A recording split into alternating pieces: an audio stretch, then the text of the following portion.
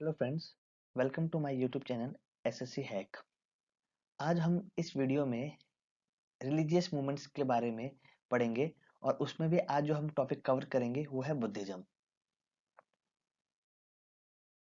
तो जो हमारी लास्ट वीडियो थी हिस्ट्री की, उसमें मैंने आपको मगध के बारे में बता दिया था, ठीक है ना। तो मगध हमने कहाँ खत्म किया था? धनानंद में खत्म किया था। उसके बाद मौर्य वंश आएगा, वो इसके बात करेंगे क्योंकि इसके बीच में एक जो इम्पोर्टेंट इवेंट है वो है रिलीजियस मूवमेंट्स के। मतलब क्या हुआ था जब ये मगधा वाला पीरियड था ना, उस टाइम पे भारत में मतलब बहुत दो तीन धर्म, बड़े बड़े धर्म निकले, जैसे बुद्ध, जैन। तो वही हम इस वीडियो में देखेंगे कि क्या क्या हुआ। देखिए, जो इस टॉपिक के वीडियो है, जो पहला है वो ये है कि यही जो रिलीजियस मूवमेंट्स थे, इनका फैलने का कारण क्या रहा। क्योंकि ये वीडियो स्पेशली बुद्धिज्म के ऊपर में है, तो इसमें जो टॉपिक्स हैं वो सब बुद्धिज्म से रिलेटेड है। जैसे Buddha and his life, important landmarks of Buddhism, doctrine of Buddhism, sects of Buddhism, Buddhist council, Buddhist literature and Buddhist universities and their founders. तो ये जो मैंने टॉपिक्स लिए ना, उसको मैंने एसएससी एग्जाम के पॉइंट ऑफ व्यू से ही लिया है। मतलब अगर आप यूपीएससी वगैरह की तैयारी करते हैं तो उसमें बुद्धिज्म अपने आप में एक बहुत बड़ा टॉपिक है। लेकिन एसएससी जो पैटर्न में जो क्वेश्चंस आते हैं वो बहुत डायरेक्ट क्वेश्चन आते हैं, तो ये उसी बेसिस में ये वीडियो ली गई है। तो शुरू करते हैं। तो देखिए, अब हम डिस्कस करते हैं रिलीजियस मूवमेंट्स। तो देखिए, सबसे पहले जो ये रिलीजियस मूवमेंट का जो पीरियड है, ये रहा आपका 600 बीसी टू 400 बीसी। ठीक है। इसी दौरान बहुत सारे धर्म जन्मे, जैसे बुद्धिज्म, जैनिज्म इत्यादि। ठीक है।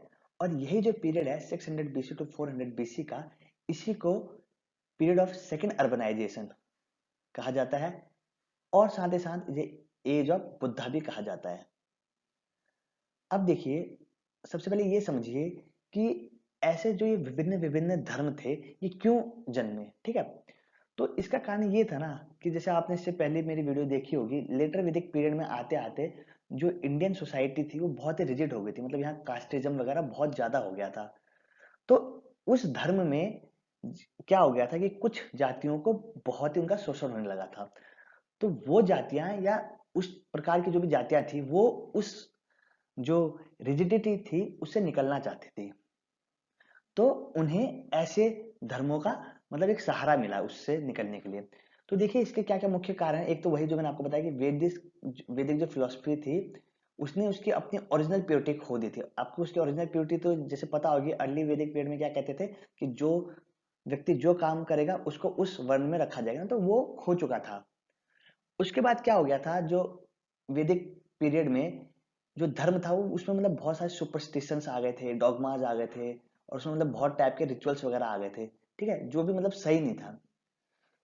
तीसरा मुख्य कारण क्या था, जो ब्राह्मण्स थे ना, उनकी मतलब सुप्रीमेसी आ गई थी। मतलब ब्राह्मण उस टाइम इंडियन सोसाइटी के सबसे इंपॉर्टेंट लोग हुआ करते थे। तो उस डोमिनेंस से भी बाहर निकलने के लिए दूसरे लोगों को ऐसे दूसरे धर्मों का सहारा लेना पड़ा। जो चौथा जो ऑप्शन है, जो चौथा जो कारण है, क्या था, जो वैश्य जो लोग थे वो मुख्यतः ट्रेड वगैरह में इन्वॉल्व थे। तो क्या हुआ कि इसकी वजह से मतलब जो ऐसा रिलीजियस मूवमेंट्स मिला, तो उन्हें, क्योंकि ये लोग क्या हो गए थे, ट्रेड में थे, तो ये इकोनॉमिकली स्ट्रांग तो हो गए थे, बस इन्हें अपना स्टेटस बढ़ाना था। तो ये रिलीजियस मूवमेंट्स से इन्हें ऐसा बहुत ही वो फायदा मिला। ठीक है। तो चलिए, बुद्धिज्म को पढ़ने से पहले हम ये जानते हैं कि जो बुद्धिज्म के जो फाउंडर थे, बुद्धा, उनके बारे में जानते हैं कि वो कौन थे, उनका जन्म कहाँ हुआ था। क्योंकि एसएससी में ना ये क्वेश्चन पूछा जाता है कि वो कब पैदा हुए या उनके पिता या माता का क्या नाम था। ये डायरेक्ट क्वेश्चन आता है, तो हम एक बार इसको डिस्कस कर लेते हैं। तो देखिए, सबसे पहले ये जानिए कि गौतम बुद्धा का असली नाम था सिद्धार्थ। ठीक है। उनका जन्म हुआ था 563 बीसी, 563 बीसी में, किस जगह पे, लुम्बियाना, जो कि कपिलवस्तु में है, वहां इनका जन्म हुआ था। और किस क्लैन में हुआ था? ये था इनका शाक्य क्लैन। ठीक है। उसके बाद इनके पिता का नाम था सुदोधना, माता का नाम था महामाया। ठीक है। अब क्या हुआ कि जब महामाया, जो उनकी सगी मदर थी, जब वो उनका देहांत हुआ, तो उसके बाद उन्हीं की मदर की जो सिस्टर थी, महाप्रजापति गौतमी, उन्होंने उनका लालन पालन किया, और गौतमी के नाम से ही इन्हें गौतम भी कहते हैं, जैसे गौतम बुद्ध, तो वो इसीलिए कहते हैं उन्हें। उसके बाद इनकी जो शादी थी ना बहुत कम उम्र में करा दी गई थी, और इनकी जो विवाह था वो हुआ था यशोधरा के साथ, जिनसे उन्हें एक पुत्र भी था, राहुल। तो ऐसा पूछ सकते हैं कि उनकी वाइफ पत्नी का क्या नाम है, या उनका जो पुत्र है उनका क्या नाम था, तो ये सब चीजें जाननी जरूरी है। ये रही उनके पर्सनल लाइफ से रिलेटेड चीजें। बाकी देखिए उनके दो गुरु रहे, पहले थे उनके अलारा कल्मा, जिनसे उन्होंने मेडिटेशन मतलब योग करना वगैरह, ध्यान लगाना, ये उन्होंने अलारा कल्मा से सीखा। तो ये पूछ सकते हैं कि उनके फर्स्ट टीचर कौन थे। जो उनके अगले टीचर थे वो थे उद्रका रामपुत्र। तो ये दोनों भी मेरे हिसाब से आपको याद कर लेना चाहिए, पूछ सकते हैं इनसे डायरेक्ट क्वेश्चन एसएससी में। आगे देखिए कि जो सिद्धार्थ या गौतम बुद्ध थे उनके जीवन में ऐसा क्या हुआ कि वो उन्होंने अपना मतलब वो एक राजा के परिवार में पैदा होने वाले एक बालक थे, उन्होंने जीवन में हर सुख देखा। तो उनके जीवन में ऐसा क्या हुआ कि उन्होंने एकदम बुद्धिज्म या मतलब मेडिटेशन की तरफ उनका ध्यान केंद्रित हुआ। तो देखिए क्या हुआ, मतलब ऐसी एक स्टोरी है कि सुनी होगी आपने कि एक बार बुद्धा अपने जो सारथी थे उसके साथ जा रहे थे, तो उन्होंने चार दृश्य देखे। पहले में उन्होंने एक बूढ़े व्यक्ति को देखा, ठीक है। फिर पूछा उन्होंने क्या ये क्या है, तो उन्होंने बताया कि एक बूढ़ा व्यक्ति है, वो क्यों उदास है, तो उन्होंने बताया कि ये बीमार है। फिर उन्होंने आगे एक बीमार व्यक्ति को देखा, तो पूछा अपने साथी से कि क्या है, तो उन्होंने बताया कि ये बीमार है इसलिए परेशान है। फिर उन्होंने एक मृत शरीर देखा, लोग रो रहे थे, तो फिर उन्होंने पूछा, तो उन्होंने जो सारथी था उन्होंने बताया कि एक मृत शरीर है और इसके परिजन लोग रो रहे हैं, ठीक है। फिर उन्होंने लास्ट में एक एस्केटिक मतलब सन्यासी को देखा। तो जब उन्होंने उसे देखा तो उसके चेहरे पे तेज देखा, और बाकी जो तीन दृश्य थे जहां उसे उदासी दिख रही थी, वहीं जब सन्यासी को देखा तो उसके मुख पे एक मतलब अलग सा तेज था। जब पूछा तो उसने बताया कि एक सन्यासी है। तो यही जो चार दृश्य थे उसने जो गौतम बुद्ध को मतलब जीवन की वास्तविकता दिखाई, ठीक है।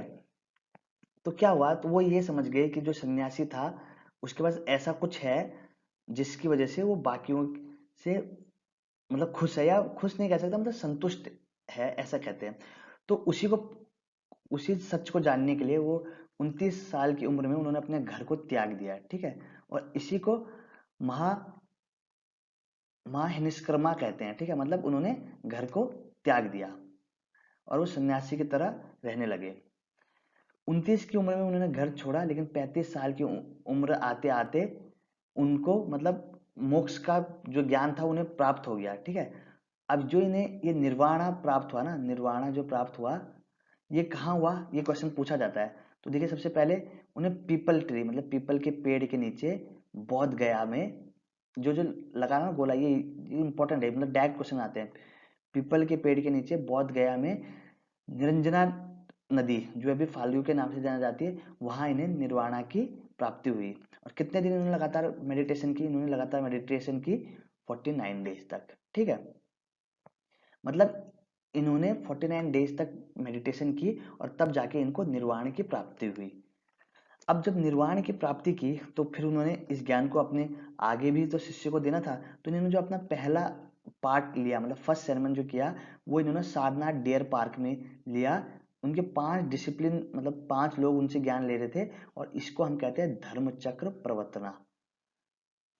मतलब धर्म जो पहिया है वो चल चल निकला, टर्निंग ऑफ व्हील, ठीक है। बाकी फिर एक ये है, इस पे भी क्वेश्चन पूछ सकते हैं कि उनकी मृत्यु कब हुई।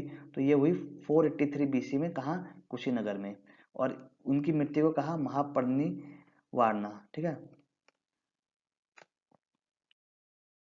तो ये जो जो चीजें हुई ना इनके लाइफ में इंपॉर्टेंट, उनको ना बुद्धिज्म में कुछ सिंबल से रिप्रेजेंट किया जाता है। तो आप देखिए देखिए जब उनका जन्म हुआ तो उसको ये लोटस एंड बुल सिंबल से रिप्रेजेंट करते हैं। जब इन्होंने घर छोड़ा महा अभिनिष्क्रमणा, तो इसको हम हॉर्स से रिप्रेजेंट कर सकते हैं। तो ये आप इसको याद भी कर सकते हैं डायरेक्ट। उसके बाद जब इन्हें निर्वाणा हुआ मतलब जब इनको ज्ञान की प्राप्ति हुई, तो इसको ये लोग रिप्रेजेंट करते हैं बौद्धि ट्री से, ठीक है। ये हो गया बौद्धिक ट्री वाला। उसके बाद जब इन्होंने अपना पहला वो दिया, क्या, सरमन, जब इन्होंने ज्ञान दिया और लोगों को, तो इसको रिप्रेजेंट करते हैं हम व्हील से, ठीक है। उसके बाद जब इनकी मृत्यु हुई मतलब जो इन्होंने अपना शरीर त्याग दिया, तो उसको हम रिप्रेजेंट करते हैं किससे, स्टूपा से। जब जहाँ इन्होंने अपना शरीर त्याग दिया। ओके, तो ठीक है, अभी आप तक इस वीडियो में आप इतना समझ गए कि जो गौतम बुद्ध थे उन्होंने ज्ञान लिया और ज्ञान आगे दिया। तो आप थोड़ा उनके ज्ञान के बारे में बताते हैं कि उनका ज्ञान क्या था। देखिए, बुद्ध जो बुद्धा थे उनके ना एक चार फोर नोबल ट्रुथ के नाम से, मतलब वो उनके लिए ये था, ये चार सत्य थे। वो सत्य क्या थे कि life is full of sorrow, मतलब जिंदगी में दुख भरे हुए हैं। दूसरा ये कहा कि जो ये दुख है ना, इनके कुछ कारण हैं, ठीक है। पर उन्होंने ये भी कहा कि ये जो कारण है ना, इनके रोका भी जा सकता है, और ऐसा करने के लिए आपको एक रास्ता अपनाना पड़ेगा, ठीक है। तो ये चार उनके नोबल ट्रुथ थे। अब इनको डिस्कस करते हैं। तो ये पहला वाला तो ठीक है, लाइफ में दुख है। जो दूसरा है ना कि there are cause of sorrow, तो इसका कारण क्या है? तो इनका कारण उन्होंने बताया डिजायर, मतलब जो आपके चाहते हैं ना, वो ही इन दुखों का कारण है, ठीक है। उसके बाद इन्होंने ये कहा कि मतलब अगर आपको निर्वाणा पाना है ना, तो आपको इन सबको, आपके अपने डिजायर को कंट्रोल में करना पड़ेगा, तब आपका ये जो सौरो है ये खत्म हो सकता है। और उसने, और जो गौतम बुद्ध थे उन्होंने क्या कहा कि ऐसा करने के लिए आपको अष्टांगिका मार्ग को फॉलो करना पड़ेगा। मतलब ये, मतलब 8 चीजें फॉलो करनी पड़ेगी जीवन में: right observation, right determination, right speech, right action, right livelihood, right exercise, write memory and right meditation. मतलब आपको जीवन में जैसे सच बोलना है, अच्छे काम करने हैं, आप एक्सरसाइज भी करिए, मेडिटेशन करिए, और लोगों से मतलब सही तरीके से बात करिए।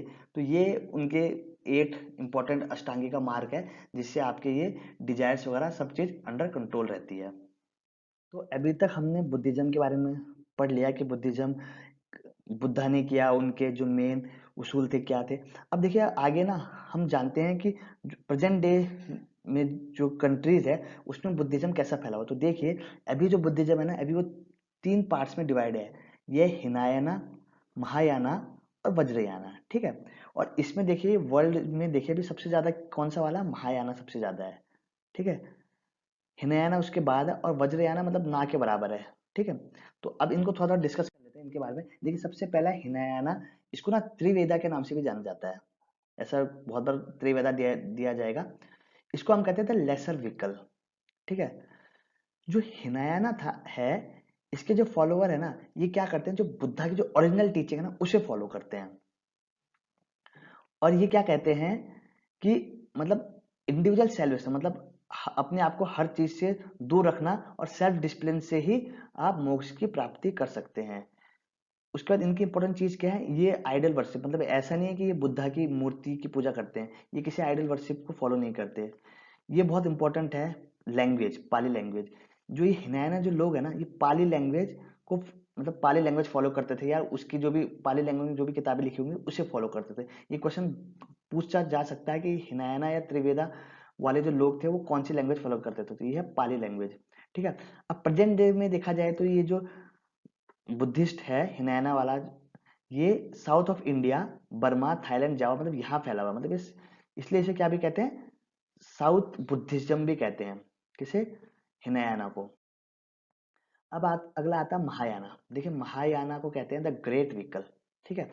हिनयाना को स्मॉल व्हीकल, महायाना को ग्रेट व्हीकल।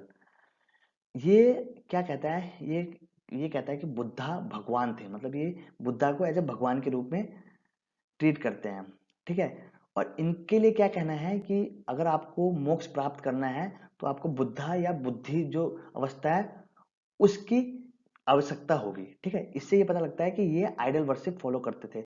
हिनयाना नहीं करता था, महायाना करता है, ठीक है। हिनयाना आपको पता है पाली लैंग्वेज यूज करता था, लेकिन महायाना जो था वो संस्कृत लैंग्वेज को फेवर करते थे, ठीक है। इसे नॉर्दर्न बुद्धिस्ट रिलीजन भी कहते हैं, क्यों? क्योंकि ये चाइना, कोरिया, जापान ऐसी कंट्री में जाके फैला, ठीक है।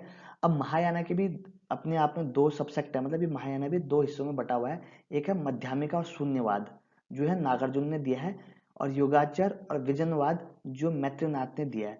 जो ये वाला है ना, शून्यवाद, नागार्जुन, ये मैंने देखा एसएससी में पूछा गया है सवाल कि शून्यवाद किसने दिया, तो क्या है उत्तर, नागार्जुन। तो ये वाला इंपॉर्टेंट है, ये थोड़ा याद कर लेना।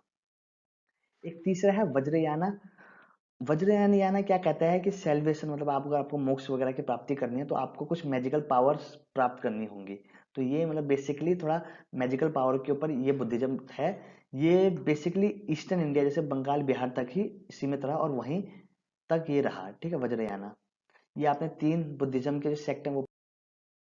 इसके बाद अब हम देखते हैं बुद्धिस्ट लिटरेचर। देखिए अभी जैसे मैंने आपको बता दिया कि जैसे हिनायाना महायाना था, तो ये लोग उस टाइम भी मतलब लिटरेचर लिखे जाते होंगे ना। तो जो इसमें 2 टाइप के लिटरेचर हैं, एक तो पाली टेक्स्ट वाले हैं जो आपको पता ही है कि हिनायाना वाले लोग फॉलो करते हैं, और एक संस्कृत टेक्स्ट जो आपके महायाना वाले हैं।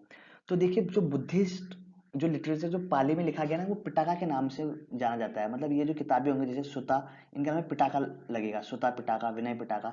तो पिटाका जो शब्द है इसका अर्थ होता है बास्केट। तो क्या होता था, बास्केट इसलिए कहा गया है इन किताबों को क्योंकि ये जो लिखी गई ना, पाम लीव्स पे लिखी जाती थी, है ना।